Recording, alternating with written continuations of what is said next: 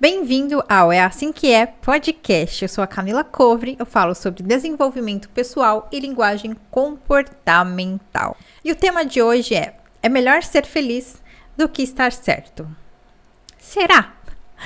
Eu, particularmente, nunca gostei desse ditado porque eu ficava, não tem como ser feliz tendo consciência de estar certa. Porque não faz sentido, não tem lógica, né? Abandonar a razão e a lógica não vai me deixar feliz.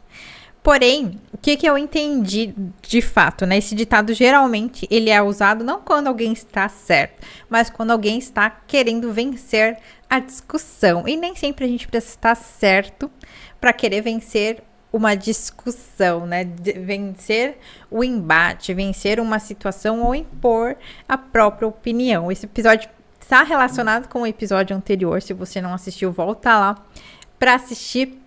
E ele fala exatamente sobre essa sensação, essa necessidade de impor o nosso ponto de vista, de vencer vencer uma discussão, né? Vencer um debate, que seja qualquer conversa ali em que a gente tenta impor a nossa percepção. E esse melhor ser feliz do que estar certo.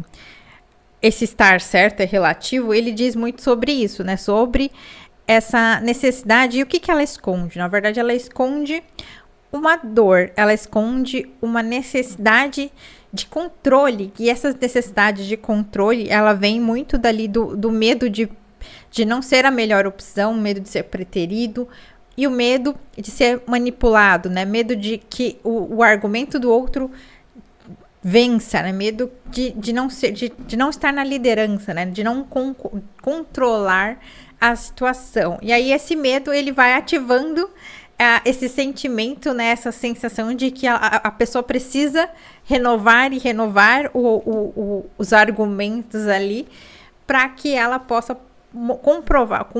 convencer o outro do seu ponto de vista. E aí ela perde realmente a noção de qual que era o objetivo que ela queria alcançar, de fato, ela perde a noção de qual seria a utilidade daquele embate ou não, e fica ali só tentando mostrar o seu ponto de vista, mostrar e convencer o outro do seu ponto de vista, que pode ou não estar certo. Porém, o que prevalece ali não é a necessidade de estar certo, mas a necessidade de controle. Então, essa frase seria melhor ser feliz do que perder o controle. Faria muito mais sentido, né, para quando ela é usada, né? Nas circunstâncias em que ela é usada, é muito mais o medo de perder o controle do que preferir ser feliz, né? Não tem mesmo realmente como ser feliz abrindo mão dos seus próprios valores, dos seus próprios princípios, mas tem como deixar como que as pessoas discordem de você e continuar estando certo e sendo feliz ao mesmo tempo. Porém, quando a gente perde o nosso bem-estar porque a pessoa discordou, aí é que está o problema, é aí que está a dor de um traço de caráter, que geralmente são os traços ali, o traço de caráter rígido e o traço de caráter psicopata. Vale lembrar que aqui a nomenclatura psicopata, ela não tem nada a ver com transtorno de personalidade. Ela é o nome do traço de caráter que foi criado ali lá no mesmo período, né, contemporâneo ali ao termo usado pela psiquiatria. Na verdade, foi um psiquiatra que criou a teoria dos traços de caráter. E o método da análise corporal, ele é um método brasileiro que veio aí desenvolvido a partir da construção dos traços de caráter, que foi feito lá pelos psiquiatras, né, William Reich e o Alexander Lowen. Então, eles construíram as premissas ali dos traços de caráter e o método, ele veio ser construído agora, mais recentemente.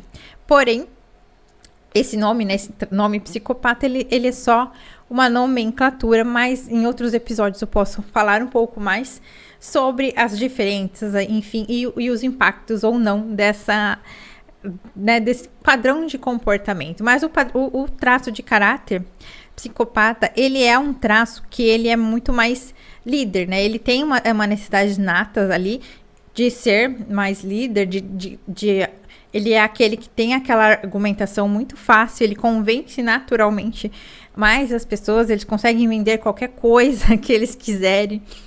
E eles têm muita facilidade mesmo de desenvolver argumentações, de ser vendedor, né? Tem aquela lábia. Não que isso seja ruim, ao contrário. Ele é muito positivo. Uma pessoa com esse traço, ela sempre gosta de regras claras. Ela mostra o que ela quer, né? Ela mostra o interesse dela. E ela quer que a outra pessoa também revele qual é o interesse dela, exatamente para evitar essa dor de se sentir manipulado. Então, quanto mais claros as pessoas forem com ela, com a pessoa que tem muito desse traço, e as outras pessoas forem muito claras em qual é o objetivo, o que elas querem dessa relação, o que elas querem dessa situação, o que elas querem ali naquele momento, naquela conversa, naquela discussão, menos vai ativar esse medo de se sentir manipulado, ela vai se sentir, de certa forma, um pouco mais segura e vai fluir normalmente, não vai ficar ali entrando em embates com ninguém para vencer ou para impor o seu próprio ponto de vista, porque ela vai estar, as regras do jogo vão estar muito claras para ela e ela vai conduzir normalmente ali a vida dela e a situação. E o outro traço de caráter, o rígido, geralmente é aquele que ele gosta de sentir a melhor opção. Se em algum momento ele perceber que existe uma outra alternativa que não a dele, que é melhor, ele vai... Essa dor do traço, que se ele não tiver bem cuidado, né? Se ele não tiver com esses traços no recurso, ele vai entrar em contato com essa dor e aí vai tentar fazer de tudo para reverter essa sensação, para não ter que ser a opção preterida, né? Para não ser, para não se sentir traído, principalmente se tiver alguém que é muito querido dela e estiver escolhendo uma outra opção além dela, ela também vai entrar em contato com essa sensação de se sentir traído. Então, essas dores essenciais, elas estão muito por trás desses embates, nessas discussões de querer vencer, de querer impor a sua opinião, impor os seus próprios princípios e valores, muito mais para se autoafirmar ou para fugir de uma dor essencial ali do seu traço, do que necessariamente pela situação ali, por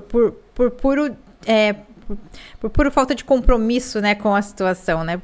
Ela tem um motivo oculto que muitas vezes ela nem está consciente disso, porém o seu padrão de comportamento tá levando ela para se proteger da forma que der dessas sensações, dessas percepções.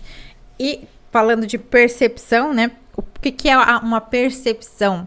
É o máximo que a nossa mente alcança, né? O máximo de algo que nós conseguimos alcançar dentro do contexto que a gente tá. Então, quando a gente consegue mudar essa percepção, essas percepções, conforme ou a gente muda de contexto, ou a gente muda de relações, ou a gente muda as nossas referências e se expõe a outras situações, em outros recursos, né?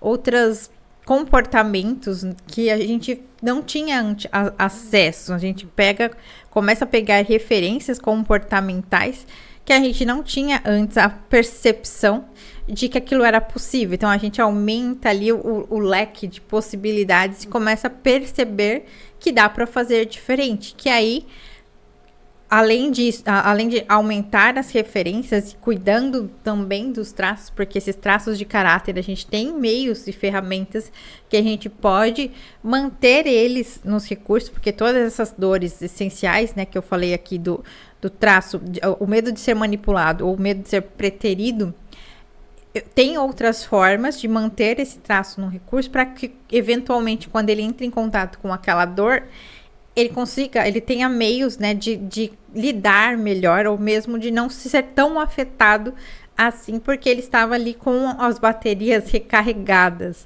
Então, a gente tem como cuidar antes para que no foco da atenção ali da discussão, a gente esteja em melhor forma, a gente tenha outros repertórios para lidar com aquela situação sem entrar naquela treta, sem virar para-raio de treta, né? Que é aquelas pessoas que qualquer ambiente que ela tá, alguém vai bater boca com ela e automaticamente ela entra naquele modo de vou vencer a disputa, sendo que não era nem para ser uma competição.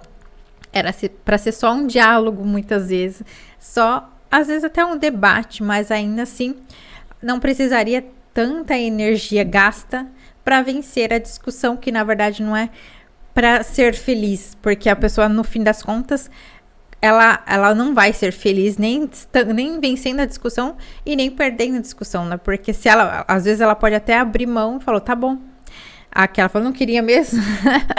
E, tipo, aquele comportamento bem infantil, tipo, eu não queria mesmo abrir mão, mas não porque eu concordei, é porque eu perdi, acabaram os argumentos ali, e ela sai infeliz do mesmo jeito. Muitas vezes quem diz eu prefiro ser feliz do que estar certo, ele, na verdade, ele não tá querendo entrar em embate, que às vezes, por dependência emocional, ou mesmo por achar que não tem argumentos suficientes, ele prefere nem entrar na treta, nem entrar na discussão, porque sabe que se entrar, vai perder. Mas não necessariamente porque ele vai ficar feliz com essa circunstância. Ele só tá com menos repertório para comprar aquela briga.